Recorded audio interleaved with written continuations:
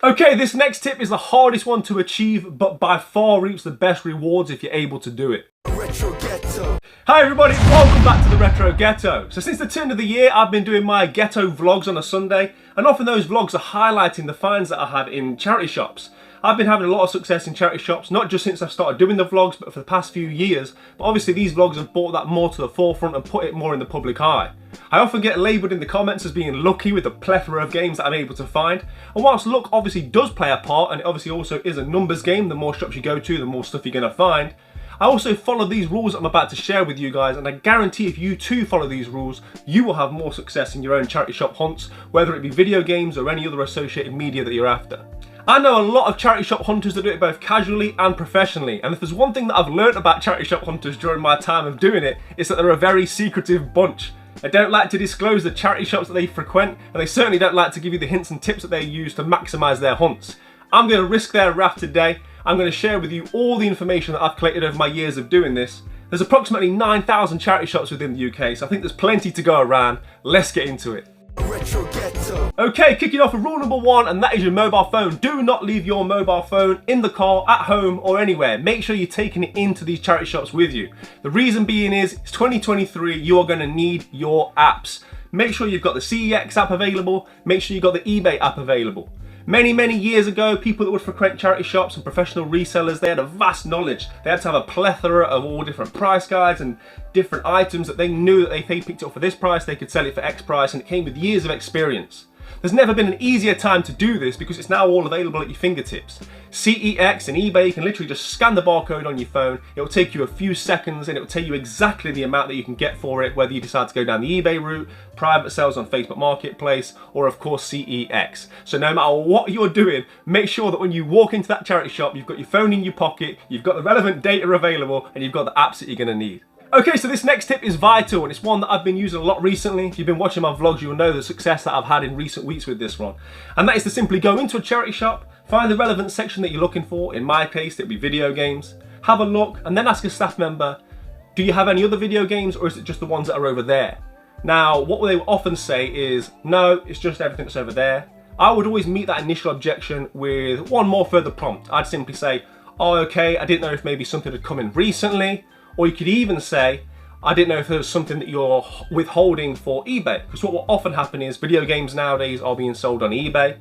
Not only that, over 18s. A lot of people aren't aware that charity shops can't sell you things that are rated 18. So whether that be a Blu-ray, DVD, VHS, video game, whatever it may be, they're not legally allowed to sell it as an over 18 product. But what will often happen is if you do prompt them, they'll allow you to go in the back. They can see that you're obviously over 18 and they'll be able to do a deal with you. I think what it's always worth remembering in these situations is not to go too far, take everything on a case-by-case and individual basis, and also be aware that they are trying to make money at the end of the day and you're trying to give you them money. So ultimately, if you both work together, do the dance, there could be a deal to be had somewhere, but always ask if there's anything in the back, because recently that's where I've had the majority of my success. Okay, so this next one I've labelled Tell Your Own Truth, and what I mean by that is, don't lie to the staff members, but don't go out your way to tell them something which might affect your relationship with that person going forward, or might stop them from being as receptive to helping you with your needs going forwards. So for example, you don't have to tell them, I'm going to take this game to CEX up the road and I'm going to make some money on it 5 minutes after I leave this shop. You don't need to tell them that, but you can tell them that you're a collector. You can tell them that you're just going to check the app to see if this is a video game that you need. Therefore, you are telling the truth, you're not telling them any lies. And also, I like to often show them photos of my collection, and I think it's just a way of vindicating and proving that you are a collector, that you do have a natural affinity and love for the things that you're buying, and it's not purely about just going down the road and making a fast buck. I found that personally doing it that way helps to build a better rapport going forwards. I think the staff members are often more receptive to helping me out in the future, maybe putting games to the side for me, if they believe that I've genuinely got a love and affinity for that product. They know I'm a collector, and it's not purely about how much money I can make on these items. Retro Ghetto. Okay, so this next one is very important, especially if you're new to the charity shop hunting scene, and also bearing in mind that everyone has varying confidence levels when it comes to speaking to people. What I've called this tip is creating space, and what I mean by that is often you will come across a box full of games and it's, oh, right, you have that moment, but it can be a little bit overpowering, and it can be easy to get caught up in the moment and either buy too many of the games or don't buy enough games, and you leave with either buyer's regret or even worse, non-buyer's regret, right? The best thing to do is create space. So if you got given this box, just simply say to the people, I'm just going to put them over here while I just check my app to see which ones I need. As I've already mentioned, you can say things like, I've got over 1,000 video games, I just need to check which ones I need, right? Then you can simply take your time. You've created space, you don't feel the pressure, and you don't feel the pressure of anybody looking at you using the CX or the eBay app or your app to track how many games you own. Once you've got that space, you can really take your time, go through the games, do it in your own time, and make sure you're not making any mistakes.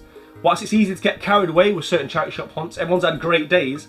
Them great days don't come every day, so you need to maximise every single day. If there's 30 games there, don't buy 20 and leave 2 behind. You need to get all 22 that are necessary for you to buy. So by creating space, it just gives you that little bit of extra breathing room, time to check the apps, time to make an informed decision before you then purchase everything that you need and you don't leave anything behind. Because I know, as now a YouTuber, there's nothing worse than when you get back and you look through the footage and you think, why didn't I buy that? And you get 37 people in the comments section tell you how much of an idiot you are for not picking up that one game that you left behind. Next up is relative common sense. Don't put all your eggs into one basket. If you want video games and that's purely all you want, don't just search for video games. You need to add a few more strings to your bow, which will come over time with experience. You know that you can move on for money, which can then ultimately lead you to buy more video games. Equally, video games is quite an easy one because of CEX. Now we know we can all trade in DVDs, Blu-rays, consoles, etc, mobile phones, whatever it may be that you're able to find.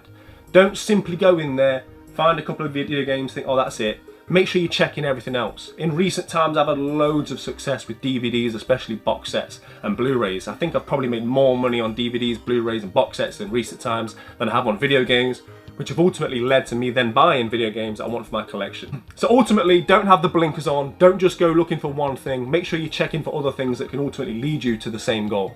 Okay, so this next one is massive. It's been massive for myself and I've simply called it getting the family involved. I know a lot of people watching will have kids and partners, etc.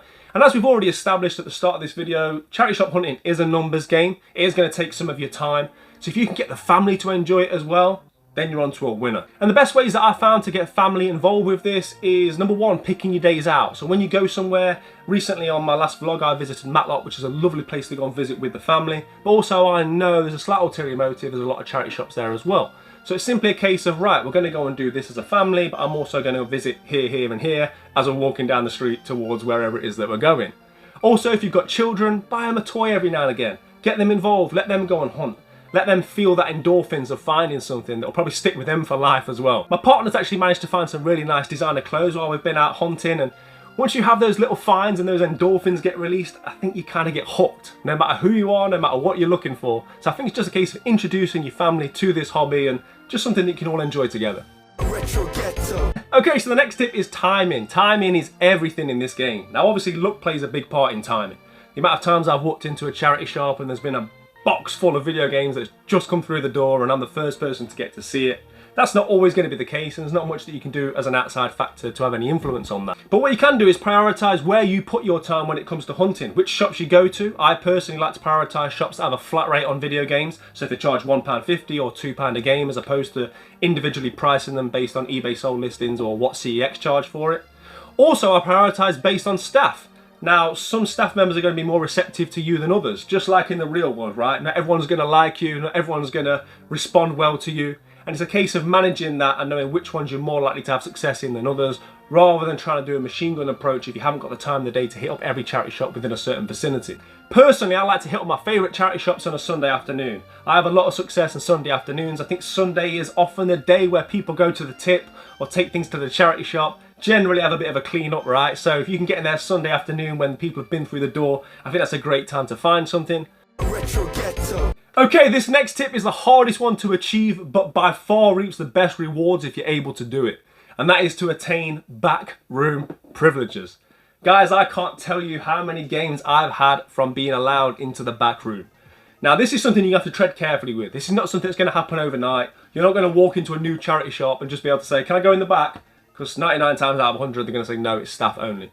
You have to go steady with this one. This is a rapport that you're going to have to build. You might have to frequent this store for weeks, if not months, if not years, before you get yourself into a position where it's backroom privileges. Often what's happened with myself is they'll be busy on occasion and they'll say, oh, just go and have a look. Because I've come in, there's a big queue, they know why I'm there, and they'll just say to me, oh, just pop in and have a look. That pop in and have a look will often result into, all right, if I just have a look in, can I just pop in the back, love? And then before you know it, every time you go in, it's accepted that you're going to go in the back. Always ask, never just walk in, never be disrespectful. And one of the things that I find with this is be helpful, right? And this ties into the last tip, be nice. I'm kind of amalgamating the two here, and really this should have been tip number one. Be nice to people, speak to people, help people. What I will often find with charity shops is that you'll get elderly women working there, and they could probably do with your physical support every now and again. Sometimes I'll walk in, I'll go to the back room, someone will just deliver a big bag of garden tools or whatever it may be. Ask them if they want help. Ask them if you would like me to move that for you. Do you want me to take that into the back? Do you want me to take that upstairs? Do you want me to put that in the other room for you? Help. Be nice. Be polite.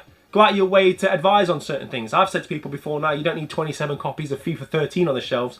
No one's going to buy them. You're better off putting these games on the shelves. Be helpful. Be polite. Help them.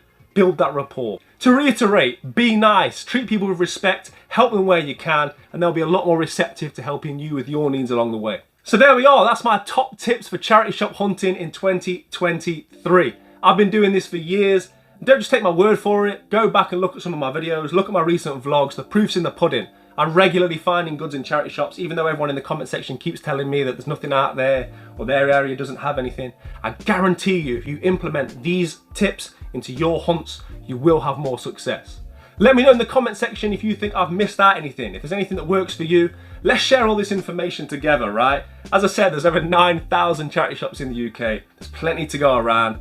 Let's get together as a community and share what works for each other, and hopefully we can all get more success going forward. As always, thank you for watching. Play your games, keep it retro. See you on the next one. Take care. You're watching the Retro Getro. Ghetto. Ghetto. Yeah.